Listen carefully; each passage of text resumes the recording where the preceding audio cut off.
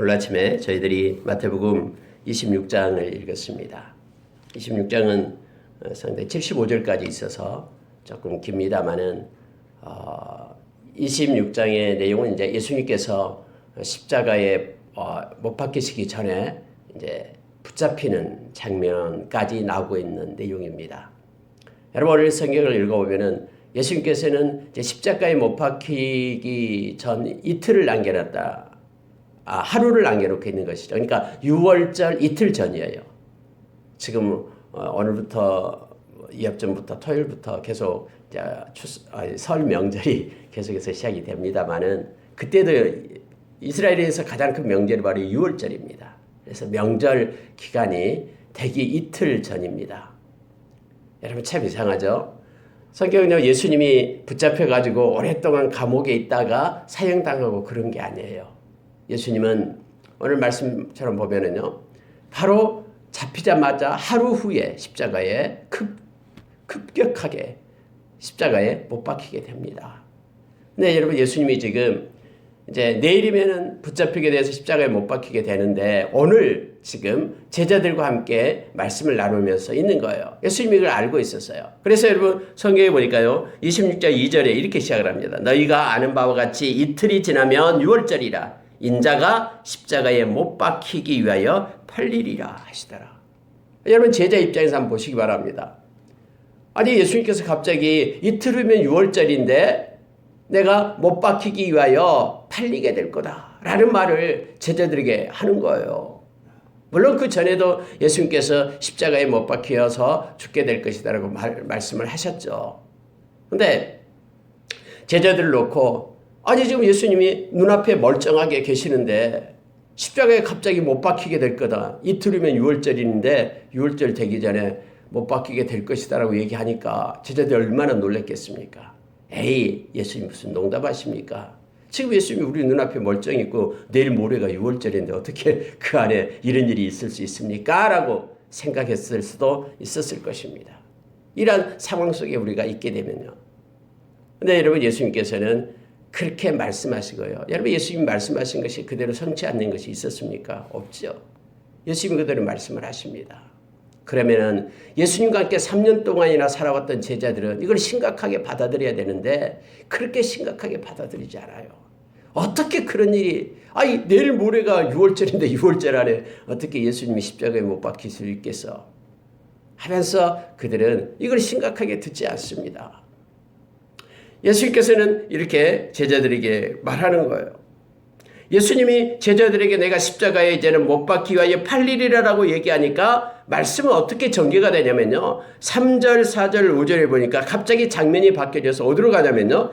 대제사장들과 백성의 장로들이 가야바라 하는 대제사장 관정에 모여서 그들이 머리를 맞대고 어떤 흉계로 예수를 잡아 죽일까 의논하더라라고 성경은 연결이 되는 거예요.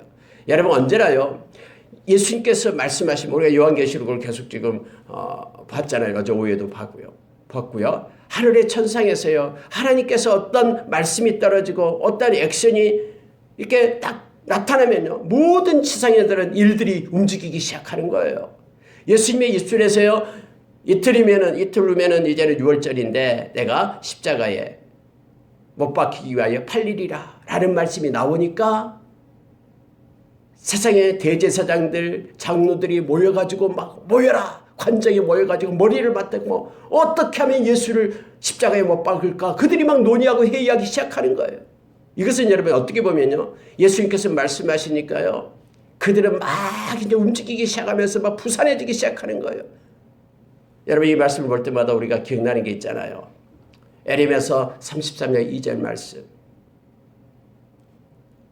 일을 행하시는 여호와 만들어 성취하시는 여호와가 말하노라 너는 내게 부르짖으라라고 말씀하시죠. 하나님은요 일을 행하시는 하나님이셔요. 아무리 상황과 환경이 도저히 그 시간에는 어떻게 예수님이 붙잡히고 감옥에 갔다가 언제 십자가에 못 박히고 막 그럴 것 같지만은 하나님의 때와 하나님의 일은요 하나님께서 모든 것을 만들어 성취를 하십니다. 그 하나님을 우리가 기억하는 거예요. 그래서 어떤 순간에도 우리가 하나님의 말씀을 붙잡고 나가는 그 이유가 있어요. 하나님의 말씀은 그대로 성취되기 때문에 그렇습니다. 여러분, 우리가 이사야서 9장에 보면은요, 9장 6절 이하에 보면은 예수님을 나타냅니다. 이사야 선지자가. 그때 예수님을 그의 어깨는 정사를 메었고 그는 기묘자라 모사라 전능하신 하나님이라 영존하신 아버지라 평강의 왕이라 이렇게 말씀을 하잖아요. 여러분, 예수님은요 이 기묘자예요. 기묘자. 이 기묘자라는 게 뭐냐면요, 상상할 수 없는 놀라운 일을 만들어 성취하시는 그 하나님이라는 뜻이에요. 우리가 생각할 수 없는 우리 지각에 뛰어난 모든 것들을 행하시는 분이에요. 그래서 우리는 그 주님을 의지하고 믿고 우리를 전적으로 우리가 그분께 맡기는 거예요. 엘리사가 예루살렘 성을 두르고 있던 예루살렘 성을 아람 군대가 와서 막 둘러싸고 있었잖아요. 그래가지고 엄청나게 먹을 것이 없어가지고 사람도 자기 아이도 잡아먹고 막 그럴 때잖아요. 그럴 때 내일 이맘때에 이 가격이 다 떨어져가지고 이렇게 모두가 다 거리하게 될 거다. 배불리 먹을 거다 하니까는 거기에 있던 그 장관이 있죠. 아합의 그 장관이요. 아니, 하늘에 구멍이 난다고 해도 그런 일은 없습니다. 그럴 리가 없다라는 거예요. 하늘에 구멍이 나서 하나님께서 쏟아붓는다고 해도 곡물을 그런 일은 없을 거다라고 얘기하잖아요. 근데 여러분, 엘리사는 그렇게 얘기했잖아요. 너는 보게 될 거지만은 나는 먹지 못할 것이다.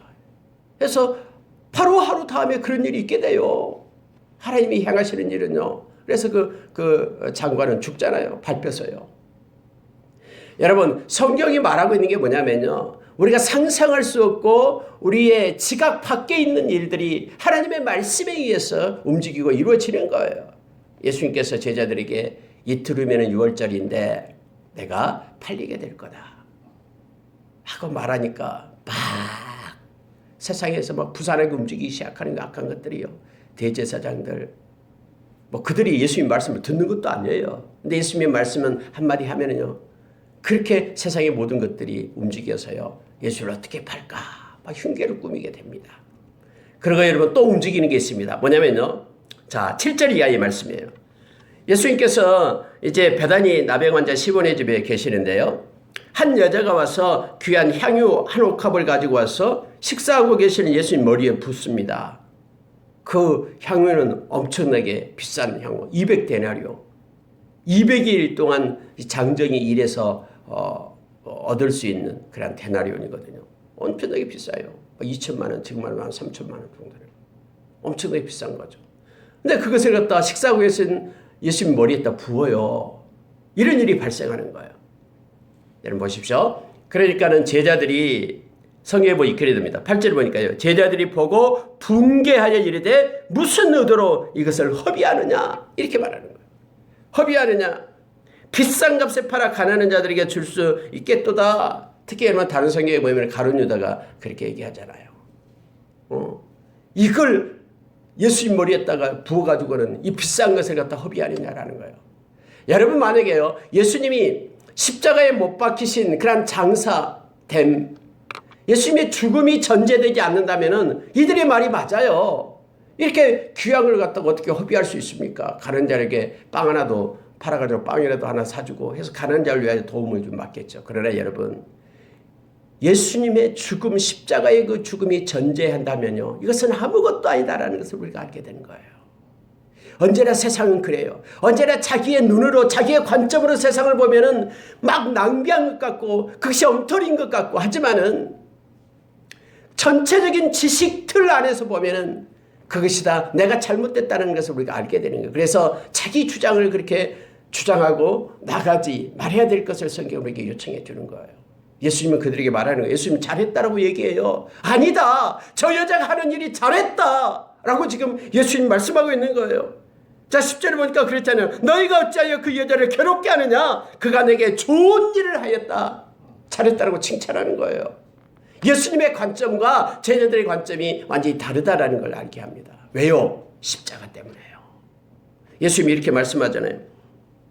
이 여자가 내 몸에 그 향유를 부은 것은 내 장례를 위하여 함이니라. 여러분 예수님이 입술에서요 내가 이제 넘겨주고 십자가에 못 박히게 될 거다. 내일이면 못 박히거든요. 하루면.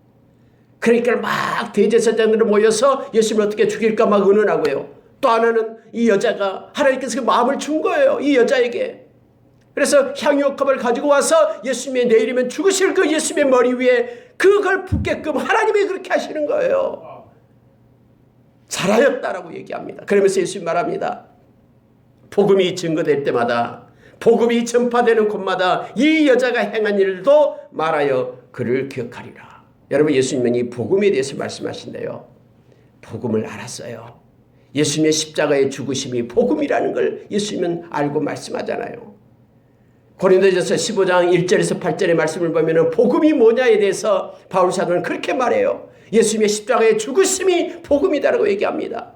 우리가 죄의 값으로 서야 되고 진노받아야 되고 우리가 심판받아야 될 그 자리에 우리의 주님이 대신 쓰셔서 우리의 죄값을 사해 준 것이 복음이다라고 얘기하는 거예요. 그래서 십자가를 받는 것이 복음을 받는 거 기쁜 소식이에요. 우리의 죄값이 사해지고 우리의 저주가 소멸되었기 때문에요.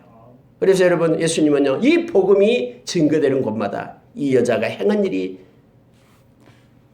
증거되리라 라고 말하는 거예요. 기억되리라 라고 말하는 겁니다. 왜냐하면 십자가가 복음이기 때문에요.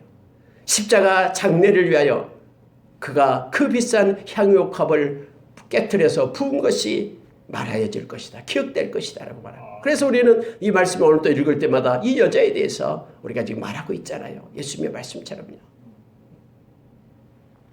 여러분 이 낭비에 대한 것을 우리가 겪게 됩니다. 예수님은 자신의 머리에 귀한 향유 부은 여인의 행동을 칭찬했습니다. 제자들과는 달랐습니다. 그것은 헛된 낭비가 아니라 귀한 헌신으로 봤기 때문에 그렇습니다.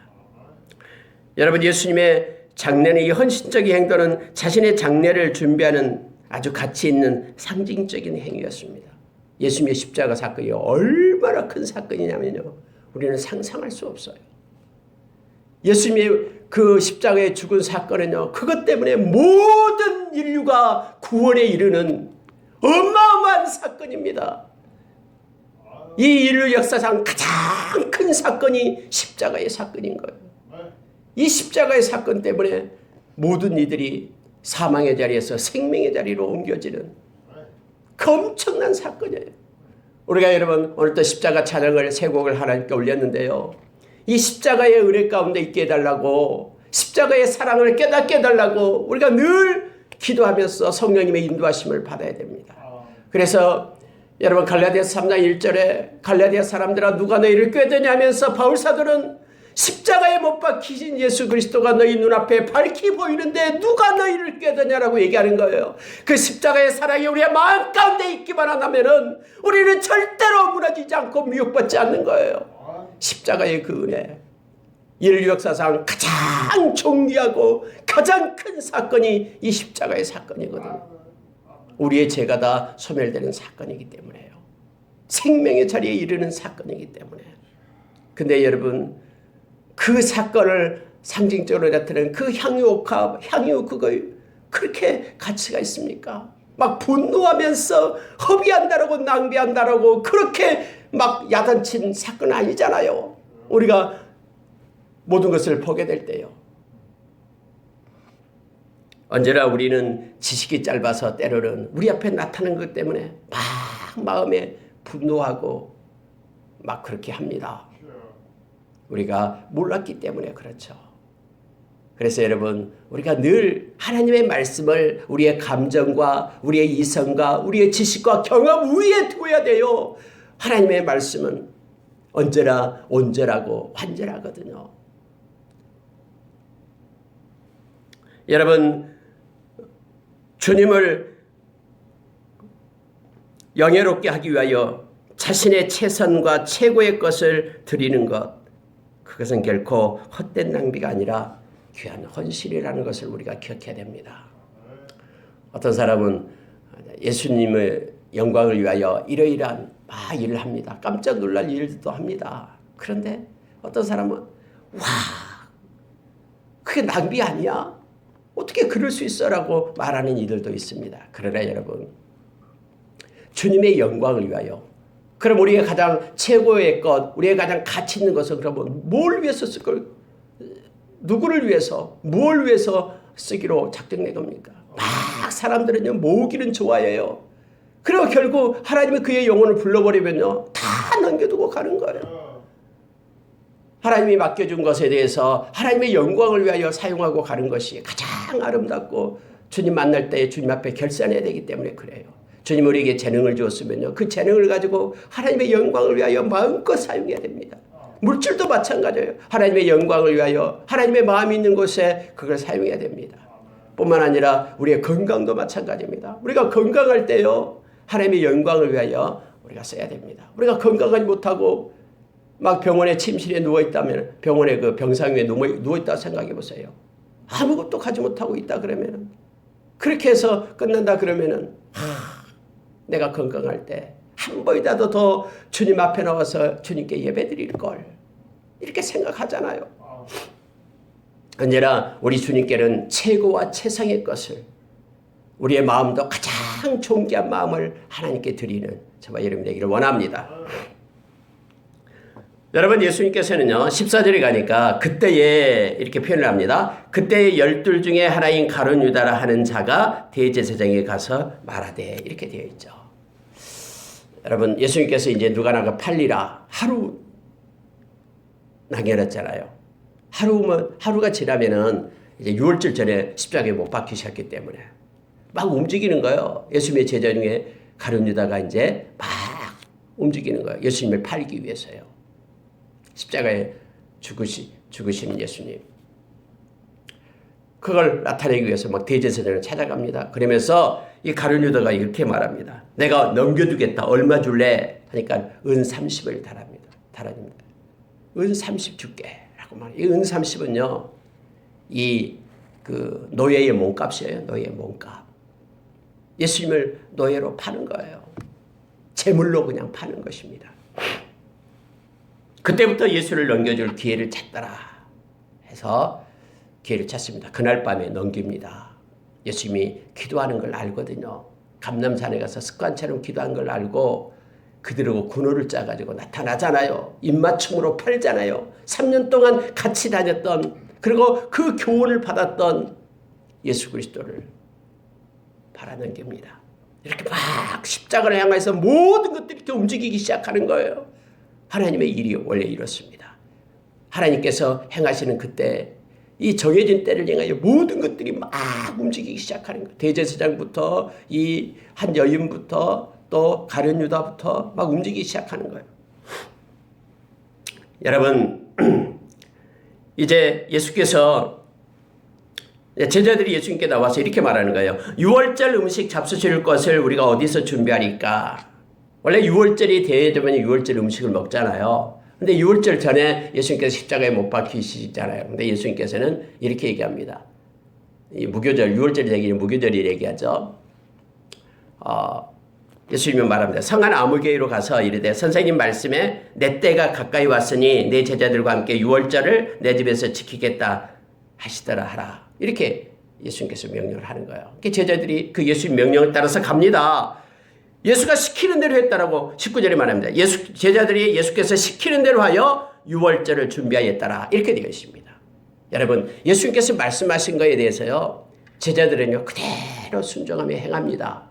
이것이 뭐라고 했습니까? 온유함으로 받는다라고 얘기했죠. 여러분, 온유함은요, 나의 것을 섞는 게 아니에요. 나의 생각과 나의 방법으로 말씀을 걸러서 듣는 게 아니에요. 예수님께서 말씀하신 대로, 온유함은 말씀에 길들여진 것을 얘기하죠. 그래서 온유함이 있을 때 우리는 말씀에 순종할 수 있고 삶 가운데 실천할 수 있다고 어제 낮 예배 때 우리가 말씀을 나눴잖아요. 그래서 온유가 중요한 거예요.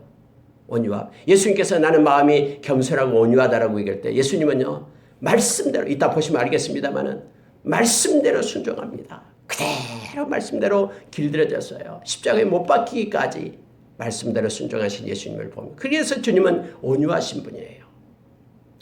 제자들이 그대로 순종했더니 이제 6월절 만찬을 갖게 됩니다.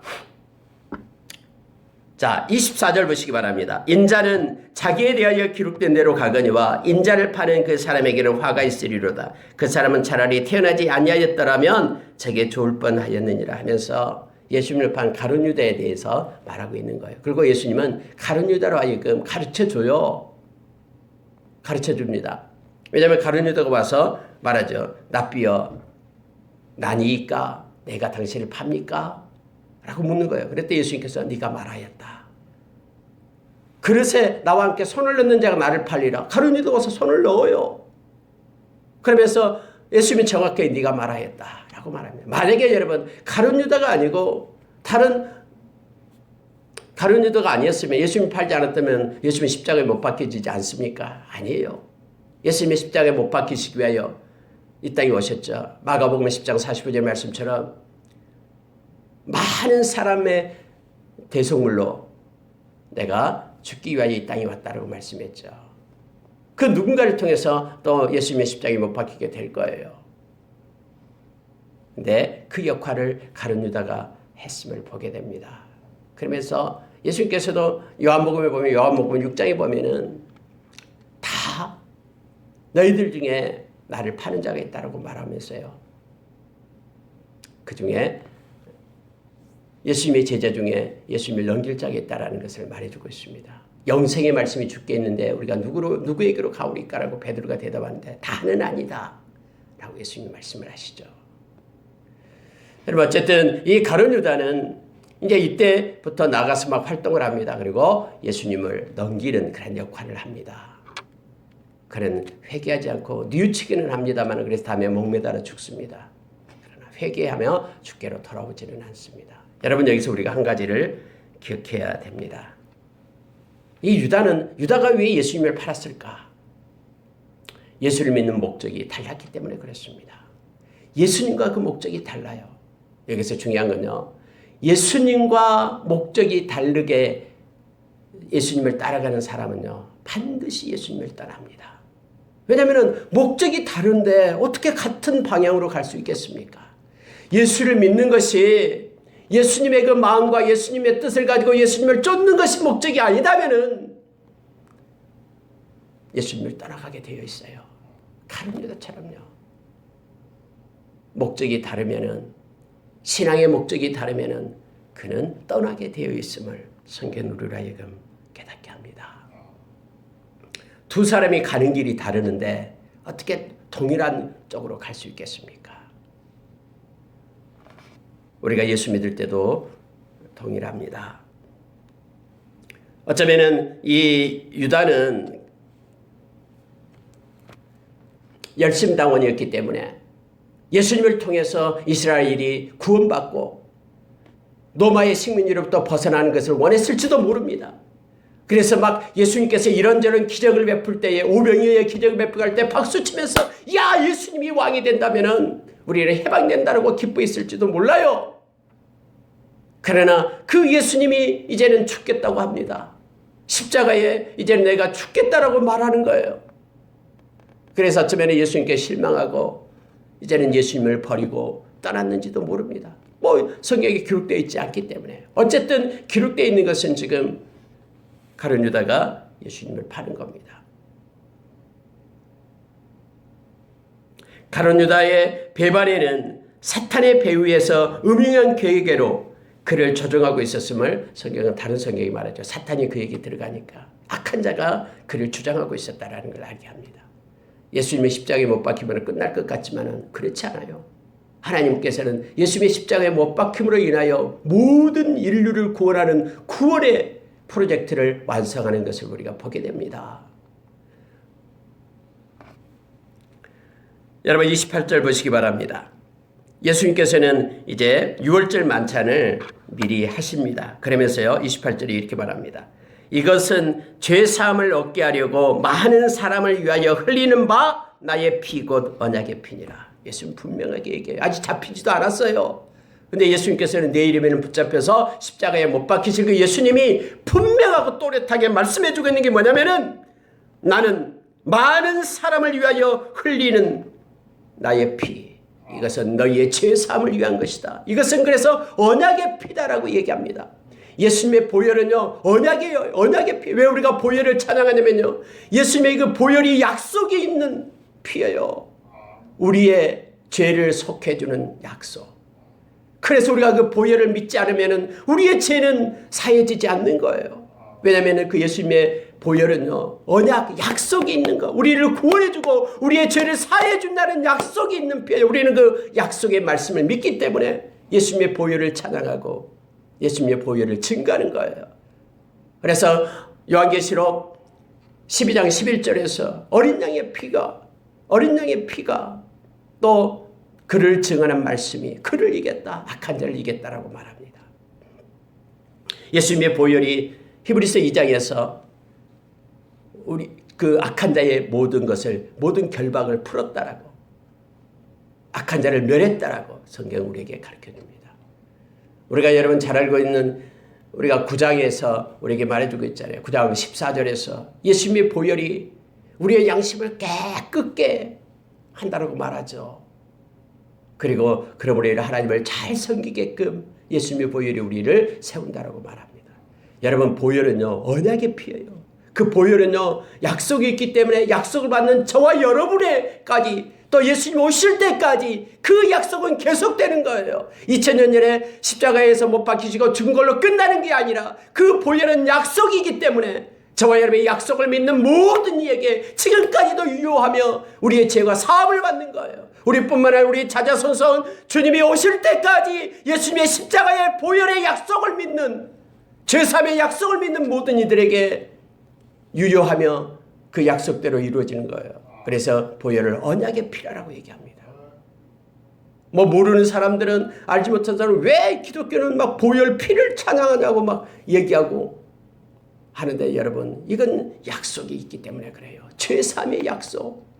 주님이 그렇게 말씀하시고, 이 말씀은 성경에 기록되어 있기 때문에 만약에 이 말씀대로 이루어지지 않는다면 이 성경 자체가 부정한 것이죠. 우리는 말씀대로 이루어짐을 압니다. 예수 믿는 사람은 말씀을 믿는 사람들이에요. 여러분, 31절에 보니까요, 이제 예수님이 이제 만찬을 마치고 어디로 가냐면요, 이제 기도하러 올라갑니다. 기도하는 곳이 그곳에서 잡히는 거예요. 반대로 우리가 생각할 수 있습니다. 예수님은 붙잡힐 때까지 기도하신 분이었다는 걸 압니다. 여러분, 때로는 우리가 우리의 인생을 놓고 그렇게 많이 생각을 합니다. 하나님, 내가 어떤 순간에 하나님 나의 영혼을 불러가시겠습니까? 하나님께 예배드리다가, 하나님께 기도하다가, 여러분, 가장 좋은 것은 우리가 물론 예배드리고 기도하는 것, 우리가 기도하다가 하나님과의 그런 친밀한 교제 속에 있다가, 내 아들아, 내 딸아, 이제는 내가 너를 위하여 준비된 영화로운 곳으로 네가 오라라고 우리를 취하는 장소가 기도하는 곳에서 있었으면 좋겠습니다. 이 말씀을 읽으면서 그런 마음을 마음속에 갖게 됩니다. 여러분, 예수님은 기도하고 나서 붙잡히게 되고 이제 십자가에 못 박히게 됨을 알게 합니다. 기도의 장소에서 붙잡히게 돼요. 예수님은 기도하는 분이었습니다. 무슨 일이 있을 때도 기도하셨죠. 여러분, 우리가 이미 이제 마태복음을 다 끝나갑니다. 27장, 28장에서 하루만 남겨놓고 있는데요. 예수님은 늘 새명리명에 가서 기도하셨고, 밤이 맞도록 기도하셨고, 그렇게 기도하셨던 예수님의 모습을 우리가 알게 됩니다. 마태복음 읽다 보면요, 기도하신 예수님, 그 예수님의 모습이 우리 마음 가운데 크게 남겨짐을 받게 됩니다.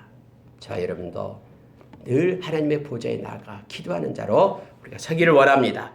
예수님이 감람산에 기도하러 가셔요. 31장 보세요. 31절 보세요. 그때 예수께서 제자들에게 이르시되 오늘 밤에 너희가 다 나를 버리리라. 기록된 바 내가 목자를 치리니 양의 떼가 흩어지리라 하였느니라. 그러나 내가 살아난 후에 너희보다 먼저 갈릴리로 가리라. 여러분, 이게 갑자기 예수님이 제자들에게 이렇게 말하는 거예요. 너희들이 오늘 나를 버리게 될 거다. 제자들 놓고 그렇게 너희들이 오늘 나를 버리게 될 거다. 아니, 예수님, 그게 무슨 소리예요? 우리가 버리겠다고 얘기했습니까? 아니, 그럼 예수님은 뭘 가지고 안다라는 거예요? 말씀 가지고 안다라는 거예요. 기록된 바. 왜냐하면 내가 목자를 치리니 양의 떼가 흩어지리라. 그렇게 성경에 기록되어 있거든. 예수님이 이렇게 말합니다. 여러분, 예수님은요, 말씀에 기록된 대로 이루어진다는 것을 믿고 그대로 순종했던 분이 예수님이라는 걸 알게 돼요. 아니, 제자들 흩어지지도 않았어요. 근데 제자들 향해서 너희들이 오늘 나를 떠나가게 될 거다. 제자들, 왜요? 우리가 지금 절대로 예수님을 떠나지 않겠는데요. 왜요? 아니, 성경에 그렇게 기록되어 있다니까. 목자가 이렇게 목자를 치리니 양의 떼가 흩어지게 될 거다. 이 목자인 내가 지금 오늘 밤에 이렇게 붙잡히게 될 거니까, 그러면은 성경대로 양의 떼가 흩어지게 될 거니까, 그렇게 기록되어 있으니까 너희들은 그렇게 흩어지게 될 거다. 떠나가게 될 거다. 나를 버리게 될 거다. 라고 예수님 지금 말씀하고 있는 거예요. 여러분, 이 말씀을 들을 때 제자들 어쩌면 기가 막혔을지도 몰라요. 아니, 예수님 무슨 소리입니까? 그러면서 밑에 얘기해요. 33절에 베드로가 대답하여 이르되 모두 주를 버릴지라도 나는 결코 버리지 않겠습니다. 무슨 소리예요? 우리는 절대로 떠나지 않습니다. 예수님이 아니, 떠난다니까. 성경에 그렇게 기록되어 있으니까 너희들이 떠나게 되어 있어 라고 얘기하는 거예요. 근데 제자들은 아니, 무슨 소리예요? 우리가 주님과 함께 있고 절대로 버리지 않겠습니다 라고 지금 말하고 있는 거예요. 여러분, 무엇대로 됐습니까? 결론을 보면은 여러분요, 제자들의 마음의 결심대로 됐습니까? 아니요. 성경에 기록된 말씀대로 된 거예요. 결국 예수님이 붙잡히니까요, 제자들이 다 떠나갔다고 얘기합니다. 56절, 그러나 이렇게 된 것은 다 선지자의 글을 이루려 함이니라 하시더라. 이에 제자들이 다 예수를 버리고 도망하니라. 여러분, 나타나는 환경에 따라, 여건에 따라 모든 역사가 이루어지는 게 아니에요. 말씀에 기록된 대로 이루어지는 거예요. 제자들이 아무리 우리가 떠나지 않겠습니다라고 말한다 할지라도 예수님은 성경에 기록됐기 때문에 너희들이 나를 버리고 떠나게 될 것이다 라고 말하는 거예요. 예수님은 상황보다도 기록된 말씀, 하나님의 말씀을 더 신뢰하고 믿었으면, 순종했음을 알게 됩니다. 여러분, 이것이 우리가 말씀을 대하는 태도가 되어야 됩니다. 어떠한 상황과 환경 속에서도요, 말씀은 말씀대로 이루어지고 성취됨을 우리로 하여금 깨닫게 합니다. 예수님 베드로에게 말합니다. 네가 나를 버리지 않는다고 네가 나를 3번이나 부인하게 될 것이다 라고 말하죠. 다 굴기 전에 말합니다. 베드로는 절대로 떠나지 않겠습니다라고, 부인하지 않습니다라고 말하고요. 성경에 보면 다른 제자들도 다 그렇게 얘기했다. 다른 제자들도 똑같아요. 절대로 우리도 떠나지 않겠습니다. 우리가 왜 떠납니까? 성경에 기록된다고 해도 지금 무슨 소리예요? 우리가 지금 주님과 함께하고 있는데 어떻게 떠나요? 말했을 거예요. 그러나 여러분, 그들이 다 떠나가게 됩니다. 그리고 나서 그들은 깨달았을 거예요. 아, 우리의 힘과 의지로는 안 되는구나. 성경에 기록된 말씀대로 되는구나. 그들은 알게 되었을 것입니다. 여러분, 예수님이 제자들에게 말합니다. 너희들은 여기 있으라. 그리고 3명의 제자만 데리고 다시 또 올라갑니다. 더 깊은 곳으로 들어가서 기도하기 위해 가죠. 베드로와 야고보, 요한 3 제자를 데리고 갑니다. 그리고 예수님은 정말로 땀이 핏방울이 되듯이 그렇게 간절하게 하나님 앞에 기도합니다.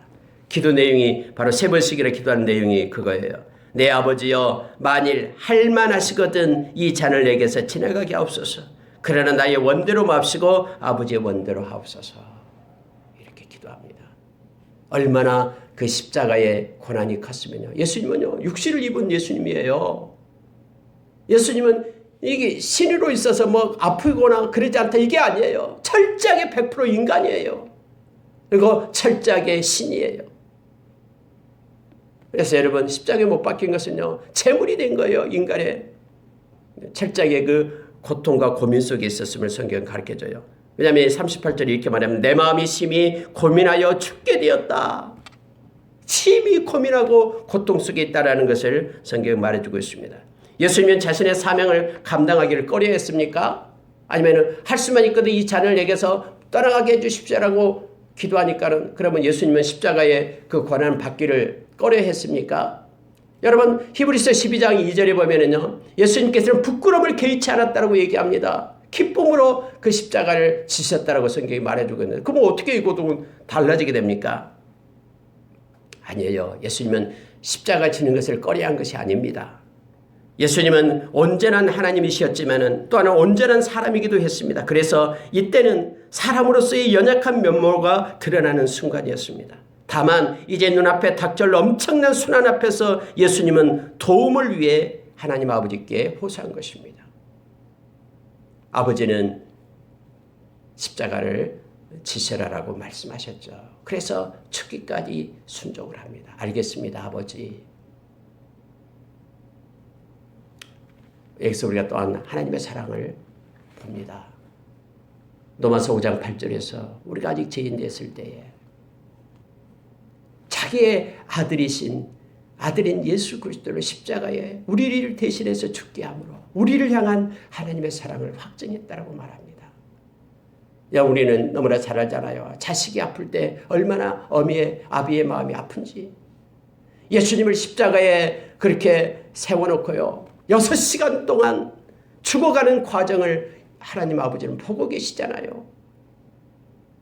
하나님이 얼마나 죄를 싫어하고 죄를 심판하신다라는 것을 우리는 십자가를 보면서 또 알게 되는 거예요. 여러분 3시간이 지나갈 때요. 모든 그 빛이 사라지고 깜깜해집니다. 막 지진이 일어나면서 땅이 막 흐느끼면서 우는 거예요. 왜냐하면 모든 피조물들이 예수님에 의해서 창조를 받았거든요. 죽어가는 자식을 바라보고 있는 그 아버지의 심정, 이것이 하나님의 사랑이다라고 성경은 우리에게 말씀해주고 있습니다. 만약에 예수님이 십자가 지는 것 외에 하나님은 우리의 구원을 위해서 다른 길을 마련해 놓으셨습니까? 그렇지 않습니다. 오직 이 길만이다 라고 성경은 말합니다. 예수님의 십자가의 희생이 죄인의 구원을 위한 유일한 길이었습니다. 희생, 짐승의 피로 죄사함을 받았지만은 그렇지만은 이것들은 이례적이고 예표적인 것이었습니다. 구약시대 레위기서에 짐승들이 죽음을 당해서 그렇게 죄사함을 받게 되었죠. 이것은 다 십자가를 나타내고 있는 거예요. 그래서 온전히 우리의 죄사함을 받을 수 있는 것, 영원한 죄를 속죄받는 것, 영원하고 온전한 희생제물을 하나님께 드리신 예수 그리스도 외에는 단번에 희생제물이 되는 것은 없었습니다. 그래서 히브리서에 보면은 예수님은 단번에 모든 인류의 죄를 영원히 청산할 십자가의 제물로 드려졌음을 성경은 말해주고 있습니다. 모든 죄인의 구원을 위해서 반드시 예수님은 십자가를 져야 했습니다. 그리고 예수님은 그 길을 받아들인 겁니다. 아버지의 뜻대로 하십시오 라고 말합니다. 한 번 기도하고 제자들이 있는 곳에 왔습니다. 근데 제자들은 막 잠을 자고 있어요. 예수님의 그 말씀을 우리는 귀를 기울여야 됩니다. 이렇게 말합니다. 너희가 나와 함께 1시간도 이렇게 깨어있을 수 없더냐. 시험에 들지 않게 깨어 기도하라. 마음에는 원이로되 육신이 약하도다. 시험에 들지 않게 깨어 기도하라 라고 말합니다. 여러분 깨어있다라는 것은 기도하는 것입니다. 데살로니가 전서 5장 1절에서 10절의 말씀을 보면 마지막 때에 주님 오실 때를 기록하고 있는데요. 너희들은 깨어있으라고 말합니다. 그 말은 기도하며 하나님 앞에 있기를 성경은 합니다. 깨어있는 자에게는 도둑같이 오시지 않는다라고 성경은 약속해주고 있죠. 기도는 하나님의 뜻을 묻는 것이기 때문에 깨어있는 것입니다. 물론 기도를 우리가 하나님께 우리의 소원을 아뢰고 간구를 합니다. 그런데 우리가 기도에는 간구뿐만 아니라 간구와 기도와 도구와 감사가 있다고 우리에게 가르쳐주고 있잖아요. 디모데전서 2장 1절에서요. 하나님의 뜻을 알고 하나님과 친밀한 관계 속에 있는 것이 깨어있는 것, 기도를 말하고 있음을 성경은 말합니다.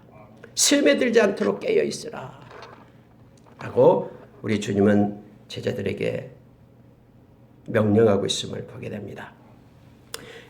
여러분 이렇게 이제 예수님이 3번 기도하고 다 됐다. 이제 가자. 나를 찾는 자들이 왔다. 하니까는 칼과 몽치를 가지고 예수님을 잡으러 왔어요. 가룟 유다가 왔죠. 입맞춤으로 예수님을 팝니다. 그때 여러분요. 다른 성경에는 베드로가 칼을 빼가지고는 말고의 귀를 잘라버립니다. 예수님을 지킨다라고. 근데 예수님께서 말하죠. 칼을 가진 자는 칼로 망한다. 라고 말씀을 하시면서 놀라운 말씀을 하십니다. 자, 그게 53절이에요. 보십시오.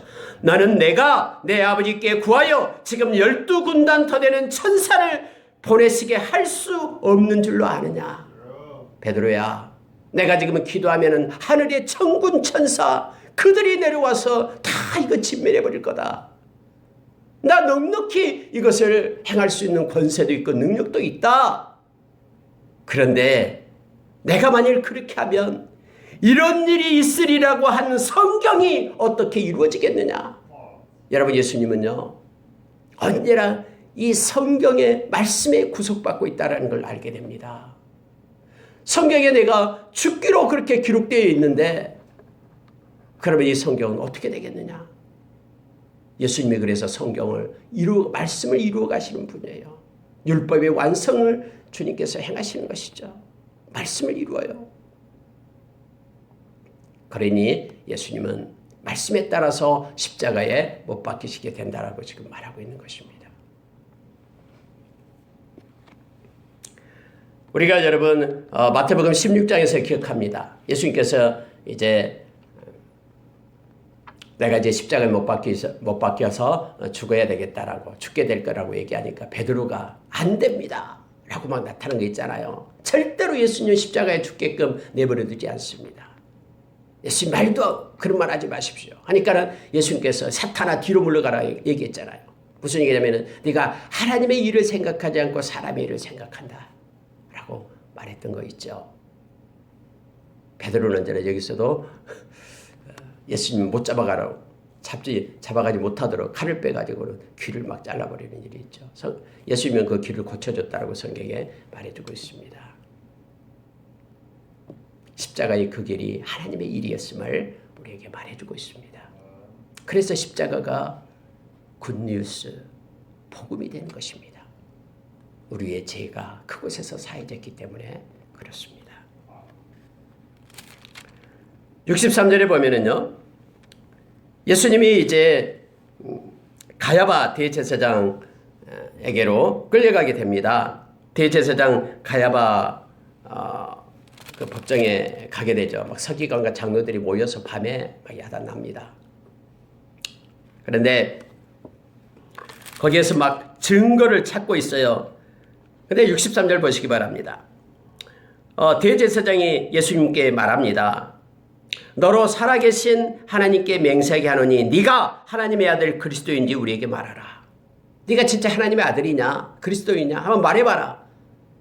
침묵하시던 예수님께서는 64절에서 이렇게 대답합니다. 네가 말하였느니라. 이 말은요, 네 말이 맞다 이런 뜻이에요. 그래, 내가 하나님의 아들 그리스도다 라고 말합니다. 그러면서 더 말합니다. 그러나 내가 너에게 이르노니 이후에 인자가 권능의 우편에 앉아 있는 것과 하늘 구름을 타고 오는 것을 너희가 보리라. 하늘 구름을 타고 온다라는 것은요, 심판주로 오신다라는 거예요. 내가 보게 될 것이다 하니까 대제사장이 막 분노하면서 옷을 찢으면서 말합니다. 이제 더 이상 다른 증거 찾을 필요 없다라는 거예요. 나는 신성모독을 했다. 사람들 다 들었지. 너희들이 증인이다 하면서 막 입에 막 침을 튀기면서 얘기를 했겠죠. 사람들 옆에서 죽여야 된다고 얘기합니다. 갑자기 예수의 얼굴에 침을 뱉으며 주먹을 치고 어떤 사람은 손바닥으로 때리고 선지자 노릇한다면서 맞춰봐라라고 하면서 조롱합니다. 그들을 지었던 창조주 하나님이신 예수님께서요, 그들에게 지금 모욕받고 침뱉음을 받고 있어요. 그들이 다음에 죽어서 예수님의 얼굴을 어떻게 봤는지 모르겠어요. 이거 생각합니다.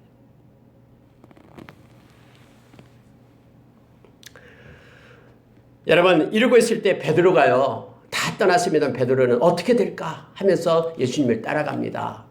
그 내용이 이제 69절부터 75절까지 나옵니다. 이것만 보고 말씀을 마치도록 하겠습니다. 베드로가 바깥들에 앉았더니 한 여종이 나와서 이르되 너도 갈릴리 사람 예수와 함께 있었도다 하니까요, 베드로가 모든 사람 앞에서 부인했다라고 성경에 말합니다. 나는 네가 무슨 말을 하는지 알지 못하겠다. 또 72절 보니까 맹세하고 또 부인하여 이르되 나는 그 사람을 알지 못하노라.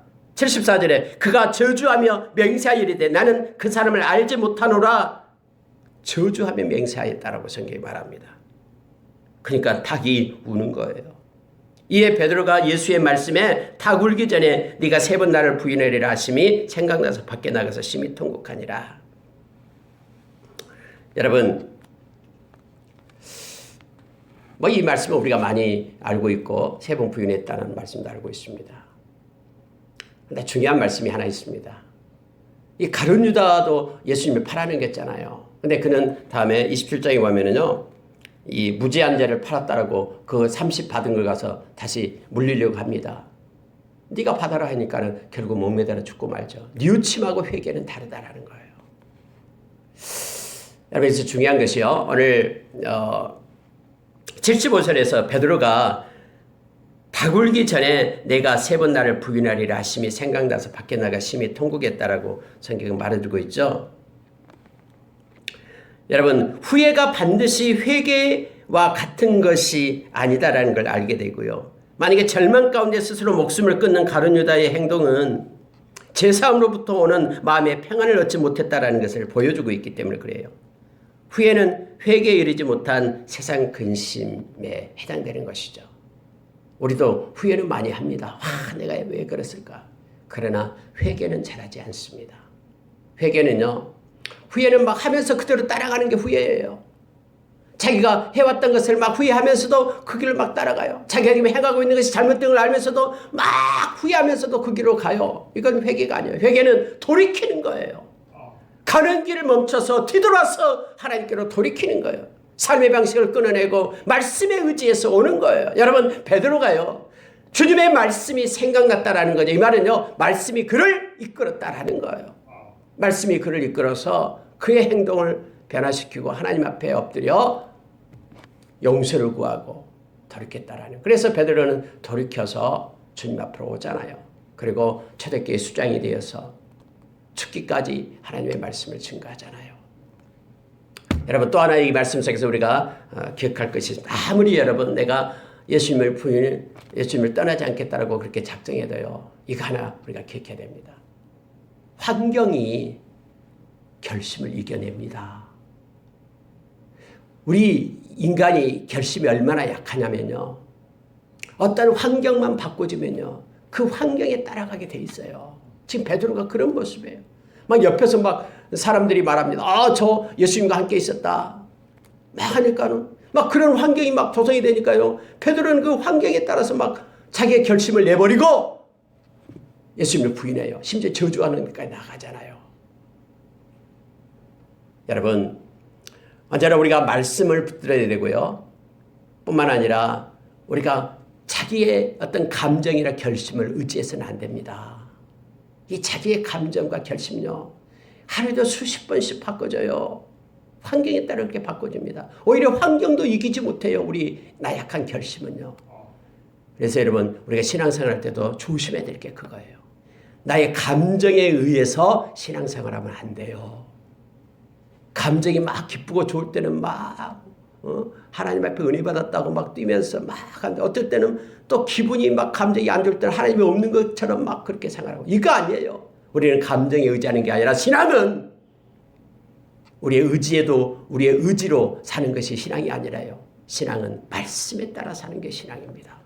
이걸 여러분 철저히 우리가 바꿔줘야 돼요. 그렇지 않으면 우리가 믿음 이 땅에서 보존할 수 없어요. 왜냐하면 악한 상황과 환경이 우리 앞에 놓인다니까요. 우리의 결심과 의지로는 신앙생활을 할 수 없어요.